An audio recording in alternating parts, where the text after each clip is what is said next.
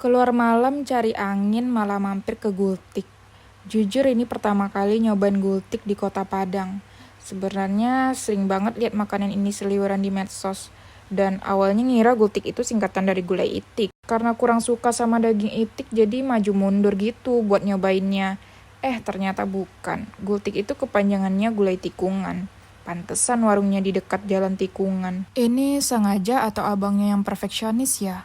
Gak tau lah ya. Setelah dipesan, ternyata isinya tuh ada nasi, kuah, kerupuk, dan daging sapi yang dipotong kecil-kecil. Walaupun personal brandingnya gulai, tapi ternyata nggak seperti kuah gulai masakan Padang pada umumnya. Kuah gulai Padang biasanya kan kental dan pekat kan ya. Kalau ini tuh kuahnya lebih ringan dan agak bening. Rasa kuahnya kayak perpaduan kaldu soto sama kaldu sup.